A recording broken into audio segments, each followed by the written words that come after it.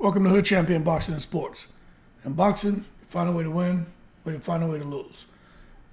David Benavidez, it is what it is. We can go ahead and say he destroyed Caleb Plant last night over 12 rounds. Scorecard's a little bit funny. Kenny Bayless doing some funny stuff in there. He was real biased to Plant. David Benavidez was, he did what he had to do to win the fight as far as throwing the elbows and forearms. Caleb Plant hit him with a low blow, was doing some headbutting. But at the end of the day, David Benavidez won. Now he's going on record and saying, look, he wants the Canelo shot. The winner between Plant and Benavidez is supposed to get the Canelo shot. But Canelo's gone on record already and said, look, no matter who I fight, they're always going to have another name for me and saying, well, you didn't beat this guy or fight this guy. So Canelo's over the whole you need to fight David Benavidez thing. Canelo does not want to hear that at all. He's already said he has his goals for 2023, and in 2024 he'll take a look and see what goals he has for 2024. But he doesn't even entertain a fight with David Benavidez when it's proposed to him. He just shoots it down. Now some people are saying Canelo Alvarez, although he's from Mexico, where they got the empanadas, the enchiladas, tacos. They're saying he's more interested in some duck sauce for the fried rice. I'm not so sure Canelo Alvarez is putting down the guacamole and the salsa verde and everything else for duck sauce. I think Canelo Alvarez will fight Benavidez. I just think he earned the right to do things when he wants. And at the same time, I think Canelo Alvarez has one foot out the door because he's been boxing for so long as a professional. So he's at the tail end. And I don't think he necessarily wants to hand the torch to anybody. I think he wants to pick and choose and do what he wants. When you listen to him talk, he reminds me of Mayweather. Same thing with Mayweather. After I beat this one, they're going to say, what about this guy? When I beat that guy, they say, what about this guy? They did that to Floyd his whole career. And they're doing it to Canelo. But even some people said Floyd Mayweather wasn't really interested in too much barbecue. They even said Floyd Mayweather would rather have a little duck sauce on the fried rice. So, I mean, at the end of the day, I agree with Canelo and I agree with Floyd. You can't make everybody happy. But going forward, I think a more realistic fight for David Benavidez because he's not going to get Canelo this year, and he should fight.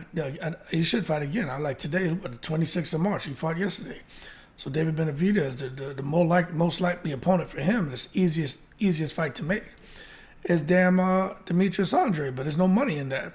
If not Demetrius Andrade, then Jamal Charlo. I think there's more money in the Jamal Charlo fight. If there's no money there, then you got to look at Morrell. We know Oscar's not going to allow Munguia to bubble up because we know he could and fight him.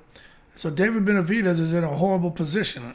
Basically, what Benavidez has just done is he's earned himself a right for a big fight, just like Usyk earned himself the right for the undisputed distinction to go fight the big man in the heavyweight division, which would be Tyson Fury.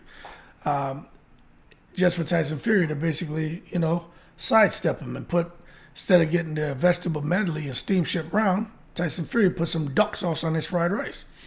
So now David Benavidez is like Usyk, just out there in no man's land. He's a Nowarian and just going to have to pick up an opponent and fight for next to nothing compared to what he'd be making fighting Canelo. Same thing with Usyk fighting Tyson Fury.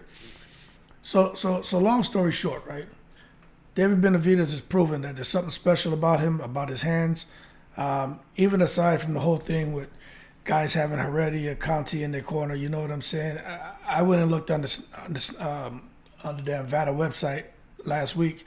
I just figured it wasn't updated. I know there was supposed to be VADA testing for Plant and Benavidez, but their names weren't on the VADA website. So I don't know what's going on. But at the end of the day, I'm going to go ahead and give him the benefit of the doubt and say, yeah, he's just a guy who works hard. Although he has this kind of, sketchy guy in his corner, Heredia. At the end of the day, there's no proof of any foul play with Benavidez. He just seems to be really a bad man with extreme power, extreme athleticism, and for the bozo idiot content creator who was saying that David Benavidez is just a brawler, yo, let me watch what I say. I don't want to get, I really don't like that guy, man.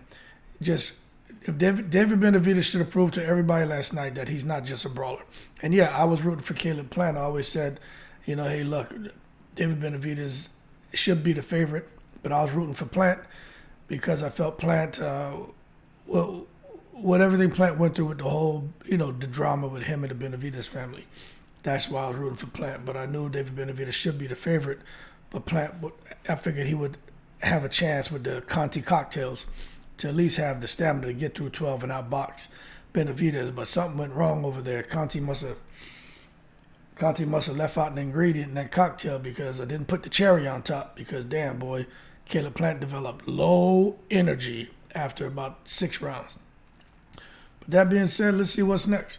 Maybe we'll do a video, man, and kind of see who's the best choice for David Benavidez going forward because Canelo Alvarez doesn't want anything to do with him. He doesn't even care to talk about him. I don't think he's scared at all.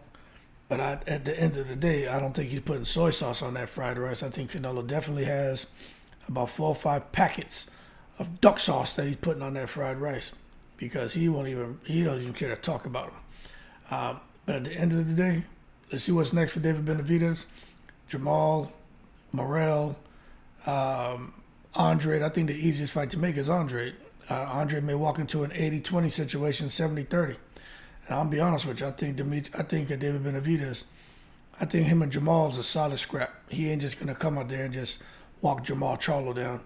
But Demetrius Andrade, based on how he looked in his last fight, I just think Demetrius Andrade struggled with the 168-pounders.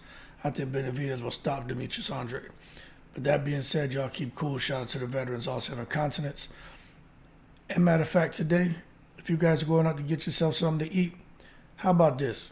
Head on down to the little local Chinese food spot. Get yourself a little lao mein, broccoli and beef, fried rice, triple delight, and put some duck sauce on it. I'm in the breeze.